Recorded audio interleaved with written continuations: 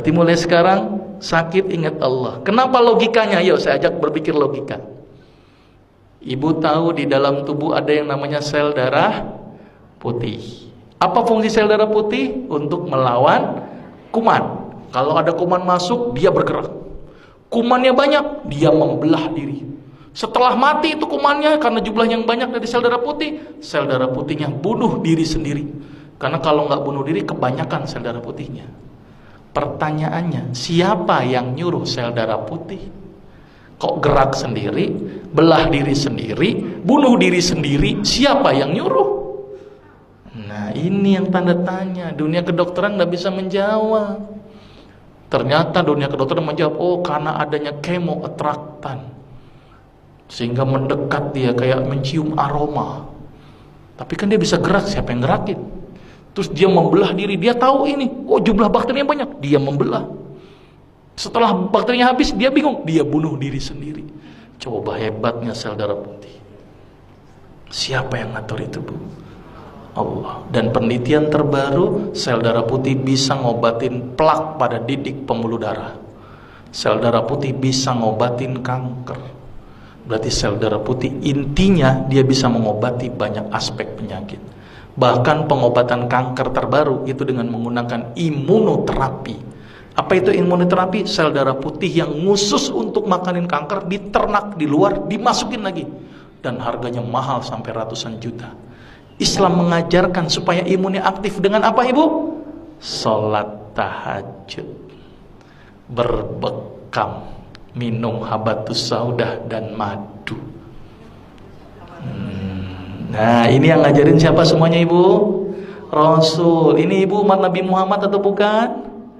Oke, berarti mulai sekarang rutinkan berbekam sebulan sekali. Rutinkan madu, ganti madu dengan gula, ganti dengan madu. Sirup ganti dengan madu. Karena kita umat Islam konsumsinya harus madu. Tapi umat Islam selalu dibikin stigma, hati-hati madu palsu. Tapi yang namanya sirup palsu nggak pernah hati-hati. Sirup jelas-jelas palsu diminum, coba. Madu yang belum tentu palsu apa nggak mau diminum. Ini kan aneh umat Islam, ternyata stigma itu yang bikin kita jauh dari madu. Padahal sepalsu-palsu madu lebih bagus daripada gula pasir dan sirup. Karena madu palsu nggak mungkin dibuat dari gula pasir, tekor. Coba tekornya lupa. Satu botol madu butuh berapa kilo gula pasir? Petaninya dibilang, saya kena, ini tambahin gula nggak? Dok, secara teori ekonomi aja nggak masuk buat saya, dok. Orang saya cuma naruh kotak, ngumpul sendiri itu madu. Ngapain saya tambahin gula? Jadi nggak mungkin pakai gula, Bu. Tekor buat petani. Paling mungkin namanya pakai CMC, karboksimetil selulose. Dan itu aman daripada gula pasir dan sirup. Jadi sepalsu-palsu madu lebih bagus daripada gula pasir dan sirup.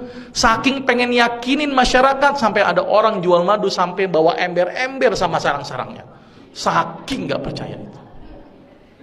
Sudah jelas, Ibu? Mulai sekarang ikuti apa yang Rasul lakukan.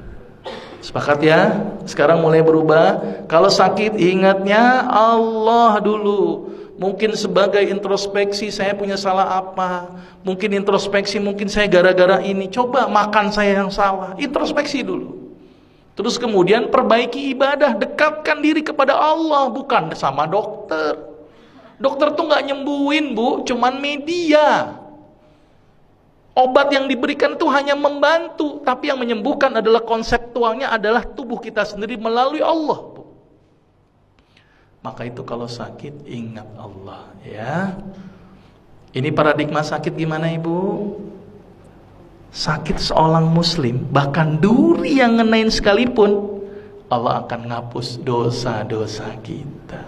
Jadi kalau sakit harusnya bersyukur karena dosanya dihapuskan. Sepakat, Ibu?